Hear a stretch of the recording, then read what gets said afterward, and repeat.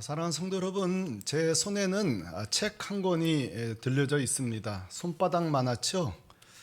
그러나 작다고 얕보시면 안 됩니다. 이 책의 원본은 무려 500년 전에 기록되었거든요. 종교 개혁자 마틴 루터가 그의 사랑하는 친구, 직업이 이발사예요, 페터라는 친구에게 보낸 편지를 모은 얇지만 사실 중요한 책입니다. 그 친구는 지금 상황은 이렇습니다. 우발적으로 저녁 식사 시간에 자기 사위를 살해하게 됩니다. 그러고 나서는 나라에서 추방되어서 먼 나라로 고립되어 있는 상황에 있는 친구에게 한 통 한 통 보낸 편지를 모아둔 책입니다.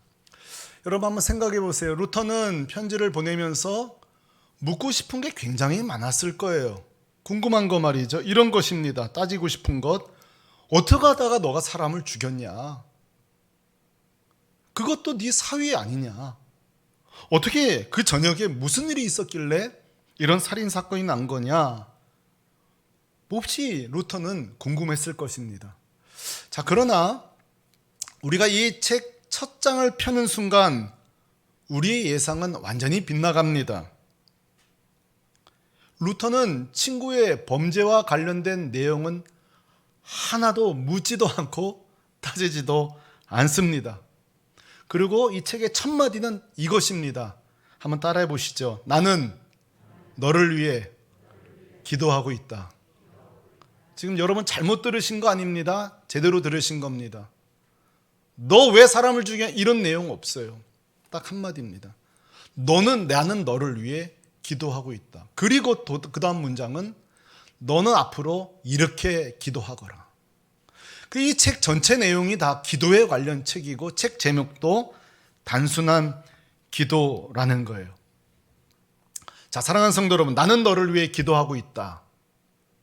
이 편지의 첫 문장과 똑같은 형식의 책이 요즘 우리가 보고 있는 골로새서 편지예요.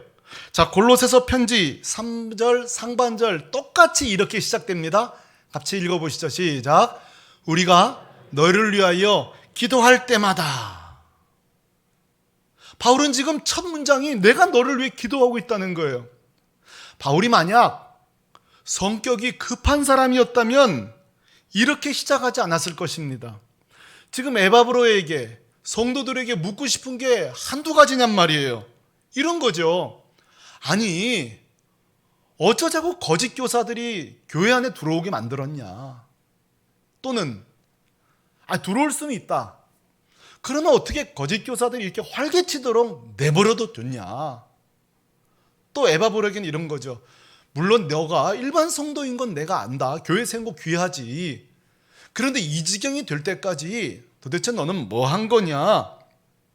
묻고 싶은 게 많을 거예요. 그리고 실제 1장 후반부터 이 문제들을 거론하기 시작합니다. 자, 그러나 중요한 건 이거예요. 묻고 싶은 것도 많고 따지고 싶은 것도 많고 궁금한 게 많겠지만 그러나 모두 거두절미하고 바울의 첫 마디는 이것입니다. 나는 너를 위해 기도하고 있다. 여러분 생각해 보세요. 골로새 성도들 에바브라는 그래도 이렇게 생각하지 않았을까요? 그 두루마리 편지를 펴면서 이거 좀 야단 맞겠는걸? 조금 꾸중은 듣겠는걸? 아마 그랬을 거예요. 그러나 이 첫 문장, 에바브라, 내가 너를 위해 기도하고 있어. 골로새 성도들이요, 내가 너를 기도하고 있어. 여러분 이 문장을 들었을 때 얼마나 큰 위로가 되었을까요? 얼마나 큰 감동이 되었을까요? 여러분 저는 이번 주 이 말씀을 준비하면서 제 마음은 몹시 힘들었어요. 설교 준비가 쉽게 되진 않았어요. 왜냐하면 이 부분을 묵상하다가 성령님이 저한테 그러시는 것 같아요. 야, 이 목사 이거 너가 제일 안 되는 거 알지? 누군가가 어떤 문제를 가지고 찾아올 때에 정답을 주기 바쁘고 다소 야단치기 바쁘고 뭐가 틀렸는지 지적질하기 바쁘지. 내가 너를 위해 기도하고 있어. 너 이거 제일 안 되는 거 알지? 성령이 제 마음에 그러는 것 같아요. 또 하나, 아시다시피 이 예배 때 1부, 2부 때 저희 딸들이 앉아 있거든요. 제 딸들이 그런 게 막 들려요. 이거 아빠 제일 안 되는 거 아시죠? 야단부터 치시잖아요.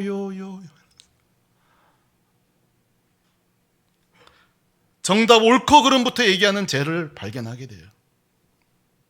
또 묵상하다 그런 옛날 얘기가 떠올라요. 우리 자녀 중에 하나는 이렇게 뭔가 새로운 걸 시작하는 걸 어려워하거든요. 사실 잘하는데도 뭔가 새로운 걸 시작하는 걸 어려워하는 그런 사람이 있잖아요. 여러분, 그때 내일 또 새로운 일을 시작해서 아빠를 찾아왔을 때, 야, 내가 너 위해서 기도하고 있어. 이랬으면 제가 얼마나 좋을까요? 근데 전 그러지 못했어요. 야, 너 또 시작이냐? 그냥 하면 되는 거잖아. 그냥 잘 좀 해봐. 왜 이렇게 뭐가 좀 힘드니? 시작이 힘드니? 여러분, 저는 이 낙심한 자녀가 뭔가 새로운 도전을 앞둔 이 두려운 자녀에게 내가 널 위해 기도하고 있어. 왜 내 이 얘기를 못 해줬을까? 이게 왜 내 첫마디가 늘 못 됐을까? 늘 아빠는 방향과 정답은 이야기해 주지만 왜 나는 이 따뜻한 얘기를 해주지 못했나? 그런 생각을 많이 하게 됐어요. 성도 여러분, 이 설교를 들으면서 여러분은 그렇게 말씀하실지 몰라요. 아니, 바울이 좋은 성품이니까 그렇죠. 그럴 수도 있어요. 그렇죠? 바울이 좋은 성품일 수도 있죠. 그러나 서신서와 사도행전을 읽어보면 바울이 여러분 그렇게 호락호락한 성격 아닙니다. 굉장히 예리하고요. 어쩔 땐 굉장히 냉철하고 차갑습니다. 갈라디아서 이런 거 읽어보면요. 그냥 막 면도칼 같아요. 저는 이게 바울의 성품이라는 보다는 제가 성경 전체를 묵상할 때에 이것은 철저하게 예수님에게서 배우게 된 것이다. 다시 한번요. 그냥 바울의 성품이 아니라 이것은 철저하게 예수님으로부터 배운 것이다. 왜요? 우리 예수님이 그런 분이세요. 여러분 잘 제 설명을 들어보시기 바랍니다. 예수님은요, 항상 문제를 가지고 찾아온 사람들을 잡으러 한번 떠올려 보세요. 너 어쩌다가 그렇게 병 걸린 거야? 너 어쩌다가 그 집이 이 지경 됐지? 어쩌다가 그렇게 너 간음했어? 여러분 그런 적이 없어요. 우리 예수님이 늘 첫 번째 하신 일은 그를 위해 기도하는 일이에요. 그를 받아주는 일이에요. 예를 들어보겠습니다. 마가복음 14장은 우리 예수님이 십자가를 앞두고 마지막 기도드리는 결정적인 밤입니다. 그 죽음의 두려움과 그 외로움과 싸우는 그 밤이에요. 그런데 이 밤마저도 제자들은 함께 기도하자고 했을 때 다 졸고 잠들어 버렸어요. 그 조는 제자들에게 오셔서 주님이 이렇게 말씀하십니다. 마가복음 14장 38절이에요. 시험에 들지 않게 깨어 있어 기도하라. 그러고 나서 39절에 보면 멀리 가서 또 그들을 위해서, 제자들을 위해서 기도하세요. 누가복음 22장에 보면 베드로가 부인하는 장면이 나옵니다. 그리고 주님은 그걸 알고 계시죠. 여러분, 나를 팔아먹고 나를 부인할 사람을 여러분 이미 알고 계세요. 내 옆에 앉아 있어요. 여러분 어떻게 하시겠어요? 너 정말 그러기야? 너 정말 나 부인할 거 진짜 이게 말이 돼? 우리 정말 그럴 거예요. 그러나 여러분 22장 32절 예수님이 뭐라고 하신지 아세요? 이렇게 말씀하십니다. 우리 자매님들이 같이 한번 읽어주실래요? 시작! 그러나 내가 너를 위하여 내 믿음이 떨어지지 않기를 기도하였노니 너는 돌이킨 후에 내 형제를 굳게 하라. 지금 뭐라 그러죠? 나는 이미 너를 위해서 기도하고 있었다는 거예요. 내 믿음이 떨어지지 않기를 지금 기도하고 있는 중이다. 과거에 기도해오고 있다. 여러분, 예수님은 제자들의 실패와 이 믿음의 성장이 더디고 다투고 틈만 나면 교만하고 부인하고 심지어 팔아먹으려고 하는 자들 앞에서도 항상 먼저 하신 일은 그들을 위해 기도하는 일이었어요. 내가 너를 위해 기도하고 있어. 여러분 지금도 마찬가지예요. 여러분 중에 목사님 지금 예수님 하늘에서 뭐하고 계십니까? 이게 궁금하신 분 있습니까? 오늘 제가 말씀드립니다. 주님은 지금도 바쁘세요. 왠지 아세요? 로마서 8장 34절 예수님의 일과를 소개합니다. 같이 읽으시죠. 시작. 누가 정죄하리요? 죽으실 뿐 아니라 다시 살아나신 이는 그리스도 예수시니 그는 하나님 우편에 계신 자요 우리를 위하여 간구하시는 자신이라. 묻습니다. 우리 예수님 지금 하나님 보좌 우편에서 뭘 하고 계십니까? 기도하고 계십니다.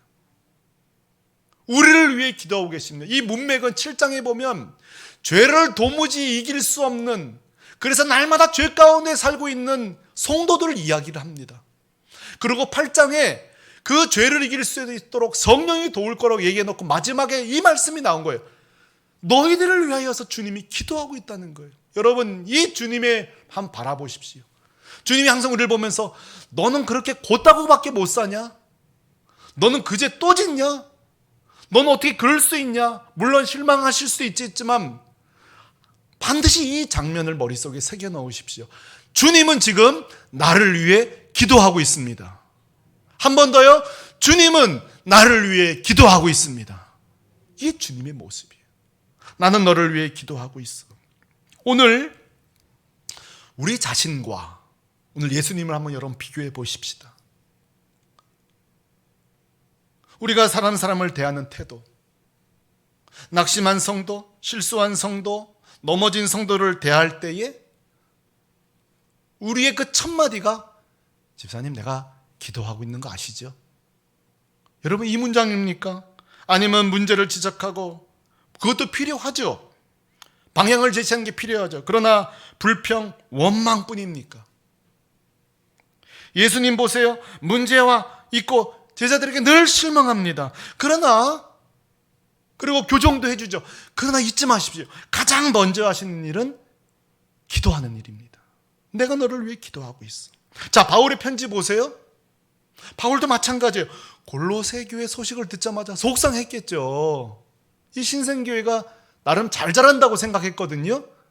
그런데 한두 가지도 아니고 7가지 문제가 생기고 있으니 이 편지에 하고 싶은 말이 얼마나 많겠어요. 또 많이 합니다. 그러나 잊지 마세요. 첫 마디는 이것입니다. 내가 너를 위해 기도하고 있어. 그러므로 사랑하는 우리 새물결 성도 여러분, 첫 번째로 부탁하며 적용합니다. 우리가 부부 사이에, 우리가 또 자녀들과 관계 속에서, 우리가 시험을 만나든 문제를 만날 때에 성도가 해야 될 첫 마디는, 선택은 예수님처럼 기도하는 일이에요. 성경에 보면요, 이 문제와 어려움을 만날 때에 예수님처럼 기도한 사람들이 여러 명 등장하던데요. 몇 사람 제가 소개하겠습니다. 첫 번째로 사무엘입니다.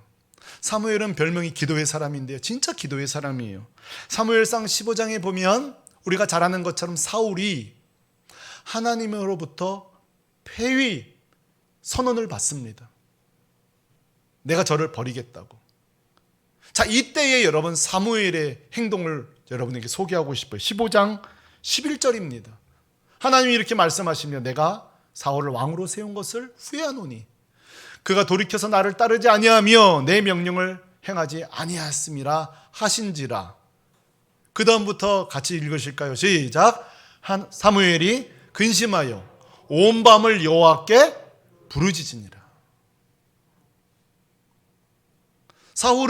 사무엘은 첫 번째 그 일성이 사울을 비난하면서 내 저럴 줄 알았어? 내가 경고했었잖아. 그게 아니었어요. 온 밤을 사울을 위해 기도합니다. 그리고 나라를 위해 기도합니다. 요즘 수요일날 우리 한 목회자가 느헤미야 설교하고 계신데요, 느헤미야는 우리가 잘 아는 것처럼 포로는 끌려갔으나 되게 운 좋은 사람이에요. 거기서 술 맡은 거는 고위 공무원이 됐으니 개인은 운수 대통이죠. 그런데요, 느헤미야는 전혀 행복하지 않아요. 그 이유는 고국 소식을 들었기 때문이에요. 나라의 성벽은 무너지고 성전도 무너지고. 그때 여러분 느헤미야의 선택이 뭐죠? 1장 4절입니다. 우리 형제들이 읽어봐 주실래요? 시작. 내가 이 말을 듣고 앉아서 울고 수일 동안 슬퍼하며 하늘에 하나님 앞에 금식하며 기도하여. 우리가 여기까지는 잘합니다. 듣고 앉아서 우는 일까지는 우리도 잘해요. 느헤미야는 거기서 끝나지 않았어요. 자, 그 부정적인 소식을 들었어요. 나라가 망했다는 소식을 들었어요. 성전이 무너졌다는 소식을 듣자마자 그 느헤미야가 하고 싶은 말이 많죠. 왜 이 나라가 망했는지, 이 나라가 영적으로 뭐가 문제인지 해설할 게 너무 많죠. 근데 여러분, 느헤미야의 첫 행동은 뭐예요? 하나님께 기도하는 일이었어요. 그것도 금식하면서. 이게 하나님의 성도의 태도예요. 다니엘도 마찬가지예요. 그 느부갓네살이 꿈을 꾼 뒤에 이거 못 풀면 다 죽는다고 이미 많은 주님 그 당시 사람들이 죽었어요. 꿈 좀 푼다는 사람들이. 그리고 이 꿈 해몽이 다니엘까지 옵니다. 이거 사실 큰일 난 거예요. 이거 못 풀면 죽는 거거든요. 문제가 생긴 거예요. 정말 시험이 닥쳐온 거예요. 고통이 닥쳐온 거예요. 그러나 여러분, 다니엘이 한 행동은 뭔지 아세요? 다니엘서 2장 보면 다니엘의 선택은 뭐예요? 사드락, 메삭, 아벳느고. 오늘은 안 틀렸네. 맨날 틀려요. 이거 헷갈려요. 이 세 친구를 부릅니다. 그리고 야, 나 큰일 났다. 이거 어찌하면 좋냐? 하소연하고 자기 원통함을 풀린 게 아니었어요. 여기 보면 그들에게 기도 요청을 합니다. 같이 기도하자. 그리고 그 세 친구들이 함께 기도해 줍니다. 하나님의 사람은 문제를 만나면 첫 번째 첫 마디는 기도하는 일이에요. 오늘 여러분 숙제를 내드립니다. 오늘 우리 샘터 개강이고요. 성도들 많이 만납니다. 우리 자녀들을 만납니다. 부부과에도 대화를 많이 할 거예요. 어려운 이야기를 듣습니다. 문제를 듣습니다. 그때 여러분 자꾸 드는 생각이 있을 거예요. 정답을 주고 싶고, 방향을 정해주고 싶고, 또 분석해주고, 왜 그 지경이 됐는지, 왜 상황이 됐는지 다 말씀하셔도 좋습니다. 그러나 부탁합니다. 첫 마디는 저를 따라주세요. 첫 마디는 제 의견을 받아주세요. 내가 집사님 위해서 기도하고 있어요. 여보, 힘내. 내가 당신 위해 기도하고 있어. 아들아, 딸아, 엄마가 너 위해 기도하고 있는 거 알지? 아, 목사님 저 하고 있는데. 아시죠? 하지만 그게 첫 마디시냐고요. 우리의 첫 마디가 그거냐고요. 예수님의 첫 마디, 사도 바울의 첫 마디는 뭐예요? 내가 너희를 위해 기도하고 있다. 베드로야, 나 너희 위해서 기도해 왔어.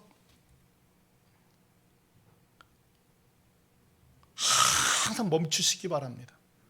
하고 싶은 말이 많지만 잠시 멈추세요. 그리고 이 용어를 반드시 쓰시기 바랍니다. 내가 너를 위해 기도하고 있어. 한번 실습해 볼게요. 앞뒤적으로 내가 너를 위해 기도하고 있습니다. 집사님 위해서 기도하고 있습니다. 예, 영혼 있게, 영혼 없이 하지 마시고요. 내 권사님 위해서 기도하고 있습니다. 장모님 위해 기도하고 있습니다. 자, 골로새 교회의 문제 소식을 듣고 사도 바울이 불평과 지적하기 전에 기도했다는 사실은 저는 깜짝 놀랐는데요. 여러분, 그걸로 놀람을 중단하지 마십시오. 또 한 번 우리를 놀라게 하는 장면이 나오는데, 그것은 3절 하반절 때문에 그래요. 3절 하반절에 보면 또 이렇게 말해요. 우리 다 같이 읽어볼까요? 시작. 하나님 곧 우리 주 예수 그리스도의 아버지께 감사하노라 그랬습니다. 자, 성도라면 감사하는 게 당연한데 뭔 대수예요? 여러분, 그런 분이 있을지 모릅니다. 그렇죠. 성도라면 당연히 감사해야 되겠죠. 그러나 여러분, 한 가지만 고려해 주세요. 지금 바울의 처지를 한번 잘 생각해 주시기 바랍니다. 지금 바울의 상황을 들으시면 야, 지금도 감사한다고? 그런 생각 드실걸요. 첫째, 지금 바울은 감옥에 있습니다. 투옥 중이에요. 지금 로마 감옥에 갇혀 있는데 뭐가 감사하죠? 여러분, 옥살이 하는데. 둘째, 선교에 차질이 생겼어요. 사도 바울은 원래 계획이 로마가 끝이 아니에요. 본인의 그 땅끝은 스페인이라고 여기고 거기까지 가기로 마음을 먹은 터인데 지금 로마에서 이 사역이 끝나게 생겼으니 이게 지금 큰 문제가 생긴 건데 뭐가 감사할 게 있죠? 지금 하나님께 감사하노라고 하는데 뭐가 감사한 거죠? 더더군다나 골로새 교회 지금 풀어야 될 문제가 한두 가지가 아니에요. 제가 생각하면 7가지가 넘는데 이거 지금 하나하나 다 풀어야 되는데 머리가 좀 지끈지끈할 뿐이지 뭐가 감사하죠? 이렇게 생각하신 분이 있어요. 우리 중에 그런 분 있잖아요. 항상 무슨 일 생기면 감사해 감사해 이 덮어놓고 감사하시는 분들이 있잖아요. 소위 전문 용어로 공감 부족형 감사. 한번 예를 들어보겠습니다. 어떤 분 그래요. 집사님들끼리 집사님 나 이번 주에 이런 일이 있었어 하고 얘기해주면 그거 지금 공감해달라는 거예요. 지금 나 한 번 야단쳐달라는 거예요. 공감해달라는 거죠. 근데 거기다 대놓고 감사해. 집사가 돼가지고 감사해. 무조건 감사 따라해봐. 무조건 감사. 여러분 그런 분이 있어요. 여러분 어떤 분은요. 이 배우자가 가족이 소천한 분이 있어요. 여러분 지금 얼마나 슬퍼요. 제 경험엔 저희 부친은 돌아가시고 5년 동안 눈물이 안 멈추더라고요. 한 번은 신방 가다가 눈물이 너무 나서 집에 돌아온 적이 있어요. 내가 눈물이 퉁퉁 부는데 어떻게 신방을 가냐고요. 그게 여러분 5년이 가더라고요. 5년이. 그런데 여러분 그냥 배우자 소천한 지 얼마 안 되는데 가서 집사님 예수 믿는 사람 왜 그래? 왜 이렇게 많이 울어?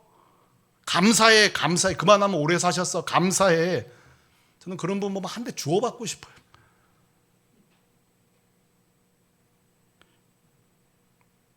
제가 만나본 최악의 공감 부족형 감사 마지막으로 소개합니다.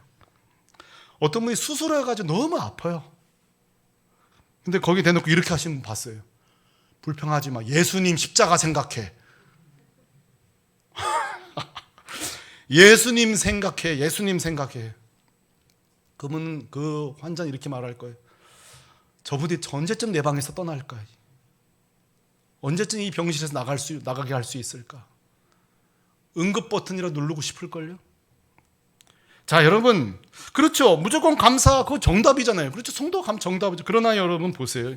이게 다 공감 부족형 감사예요. 우리 주변의 모든 사람들은 사실은 정답이 필요하죠.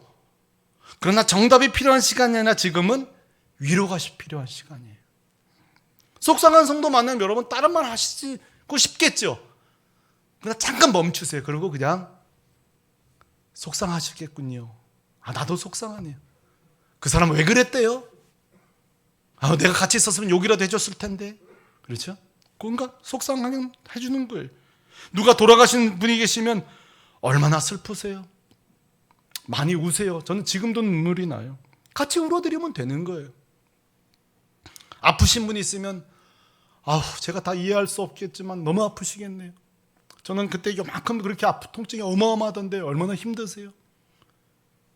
여러분 있는 그대로 그냥 이해해 주는 게 필요하죠. 자, 그렇다면 오늘 이 바울도 혹시 공감 부족형 감사는 아닐까요?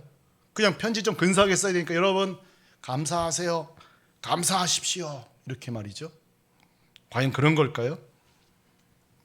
절대 아닙니다. 근거가 있습니다. 바울이 자기가 투옥되고 성교에 차질이 생겼고 또 골로새 교회에 문제가 가득하고 그런데도 내가 아버지께 감사하노라 이렇게 말할 수 있는 이유가 본문에 있습니다. 자, 그 구체적인 이유는 제가 다음 주에 살필 거고요. 오늘은 제가 그 본문을 이용하지 않더라도 오늘은 아주 간단하고 평범한 사실 하나만으로도 저는 우리가 감사해야 될 이유가 있다고 저는 소개하고 싶어요. 너무 평범한 사실이에요. 그러나 중요한 사실입니다. 자, 바울이 감사할 수 있던 이유는요. 잘 들으세요. 따라 하실래요? 감사는 기도의 열매이다. 여러분 아마 지금 다 너무 뻔한 이야기라 지금 좀 당황하셨을 거예요. 너무 뻔한 이야기잖아요. 감사는 기도의 결과입니다. 그런데 여러분 이게 과연 뻔한 이야기인가? 제가 설명해 볼게요. 자, 여러분 기도란 뭐죠? 한번 생각해 보세요. 기도란 뭐예요? 기도는 구하는 거죠. 간구하는 거죠. 하나님께 나아가서. 자, 그런데 사실은 기도에 더 근본적인 정의가 있어요. 우리가 아버지를 만나고 우리가 어머니를 만나러 갈 때 보세요. 뭘 얻기 위해서 구하는 게 1번이에요. 여러분 부모님 만나러 갈 때. 잘 생각해 보세요. 이 기도 똑같아요. 여러분 기도의 1번 목적은 2번, 3번이 구하고 간구가 들어갈 수 있어도 1번은요. 그 만남 자체예요. 기도란 하나님을 만나는 거예요. 기도란 1:1 교제예요. 기도란 다른 거 없어요. 하나님을 바라보는 거예요. 하나님을 생각하는 거예요. 사실은 이게 진짜 우리가 회복해야 될 기도의 정의예요. 여러분 아멘이십니까?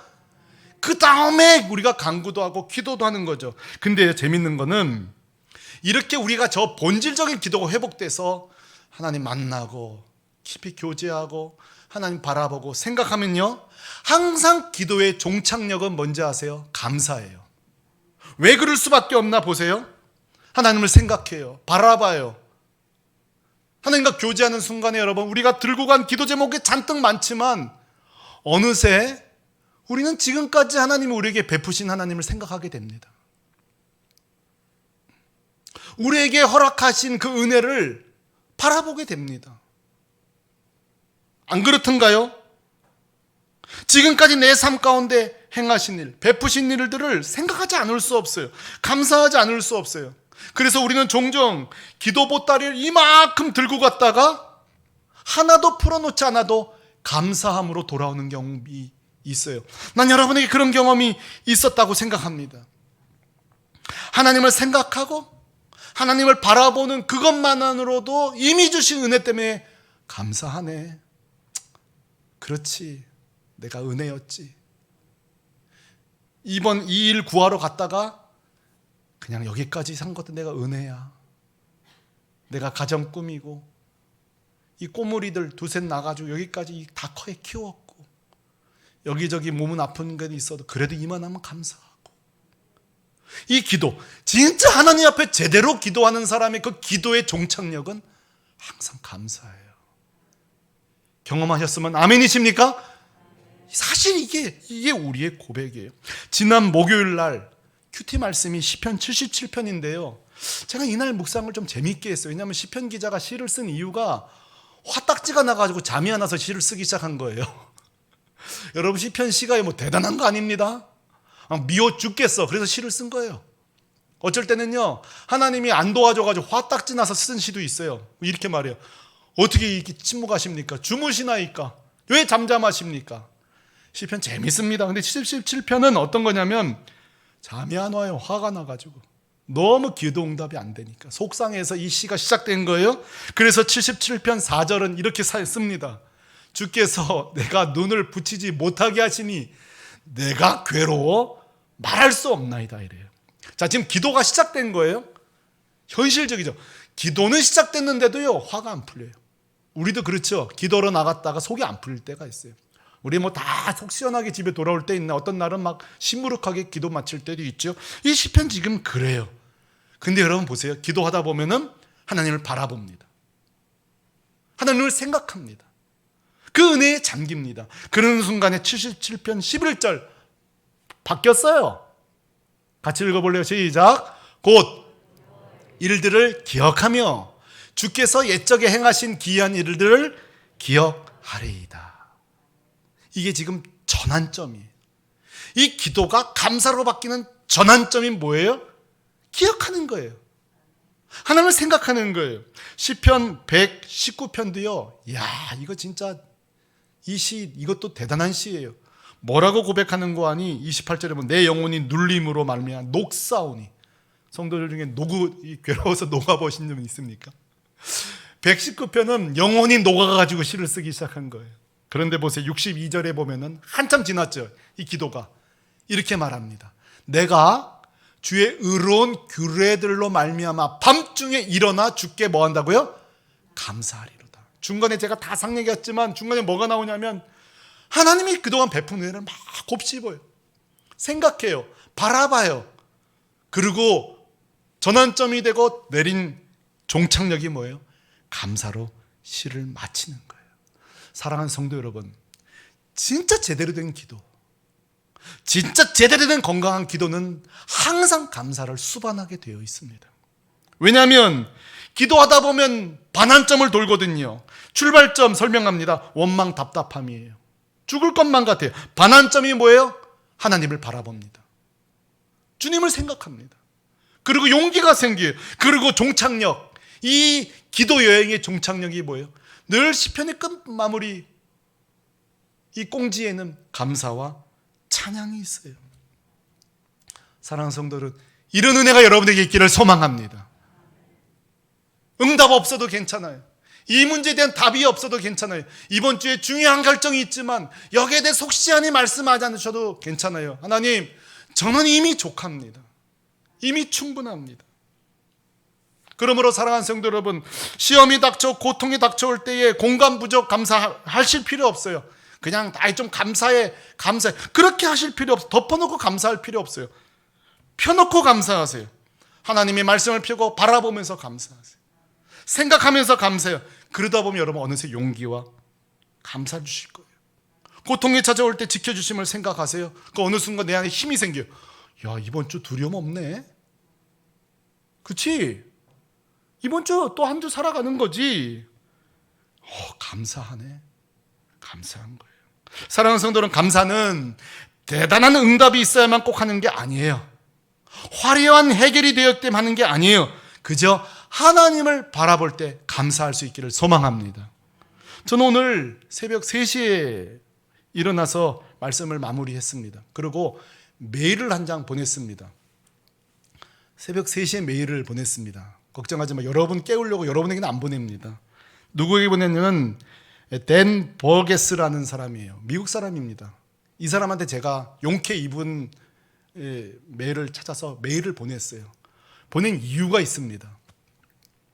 이분이 누군가 하면은 우리가 좋아하는 찬양 감사해, 이 찬양의 작사 작곡가예요.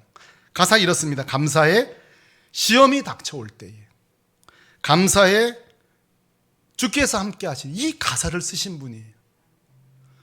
근데 궁금한 거예요. 어떻게 이런 시를 쓸 수 있게 되었을까? 생각해 보세요. 시험이 닥쳐올 때 누가 감사할 수 있어요? 그렇죠? 고통이 오는데 어떻게 감사할 수 있어요? 근데 이 작사자는 감사해, 시험이 닥쳐올 때, 감사해, 주께서 함께 하시니 두려움 없네. 그래서 제가 메일을 뭐라고 보내는 거 아니? 3시에 오늘 제가 설교하려고 하는데 어떻게 이 곡을 만들겠는지 답장을 주시면 설교 시간에 사용하겠노라고 했지만 아직 답장이 안 왔습니다. 한 주 전에 보냈어야 되는데 뭐 한 5시간, 6시간 전에 보냈으니까. 그러나 몹시 궁금해요. 어떻게 이런 가사가 나올 수 있을까? 어떤 이런 곡이 나올 수 있을까? 분명한 것은 제가 메일 받고 다음 주에 소개하겠습니다만 감사 또 한 번 할 거니까 제가 추측컨대 그거예요. 이건 주님 때문에 감사하는 것이다. 응답은 없고 때론 나 혼자 살아가지만 늘 함께 하시는 주님, 늘 나와 함께 하시는 구주님이 오니까 보세요. 막 파도가 쳐도 고통이 와도 시험이 와도 뭐라고 앉았어요? 와라 와. 난 두려움 없다. 오늘 이렇게 선언합니다. 사랑하는 새물결 교우 여러분, 새로운 한 주 나는 여러분들을 기도와 감사로 무장하여 세상으로 파송합니다. 새로운 한 주 동안에 어떤 일이 벌어지든 간에 누구를 만나든 간에 자녀에게든지 일성은 내가 너희 위해 기도하고 있어. 그리고 어떤 상황 속에서도 여러분 하나님 바라보고 묵상하면서 감사하다, 감사해, 이만하면 감사하다, 기도와 감사로 무장하고 한 주 당당하게 승리하고 온 여러분 되시기를 우리 주 예수 그리스도의 이름으로 축원합니다. 축원합니다.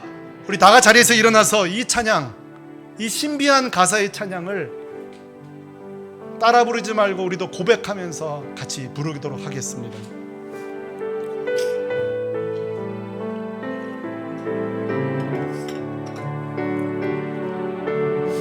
찬양합시다. 감사해, 감사해, 시험이 닥쳐온. 자, 주께서 인도하시니, 주께서 인도하. 우리 믿음으로 찬양합시다. 두려움 없네, 두려움 없네. 또 감사해, 또 감사해. 고통이 찾아올 때에, 고통이 찾아오 주께서 지켜주시니. 아멘. 주께서 지켜줄. 믿음으로 선포합시다. 승리하리라, 승리하리라. 우리 오른손 들고 큰 소리로 찬양합니다. 나의 모든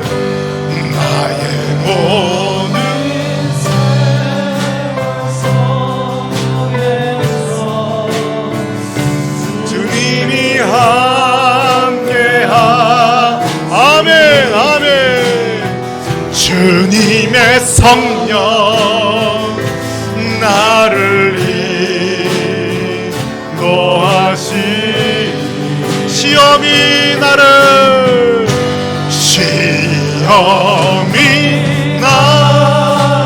찾아 주님이 지켜주십니다. 지켜주시. 아멘. 주님의 성령 나를 인도하시리. 사랑하는 성도 여러분, 이 시간 같이 한번 기도할 때에 좀 회개하고 싶어요. 같이 우리 온 성도들 다 같이 좀 회개합시다. 낙심한 성도, 낙심한 배우자, 낙심한 자녀들에게 왜 이 말을 못 해줬을까? 내가 너희에 기도하고 있어. 힘든 센터 식구들에게 왜 그 말을 못 해줬을까? 집사님, 내가 기도하고 있어요. 참 우리가 야단도 잘 치고 지적하고 방향은 정해줄지 몰라도 이 예수님의 언어를 왜 못 해줬을까? 회개하면서 주님, 이제부터 하여간 내 첫마디는 여보, 내가 기도하고 있어. 내가 너 위해 기도하고 있어. 힘내 딸, 아들 힘내. 주님, 이 언어가 우리 교회 회복되게 하여 주옵소서. 같이 기도합니다. 하나님 아버지,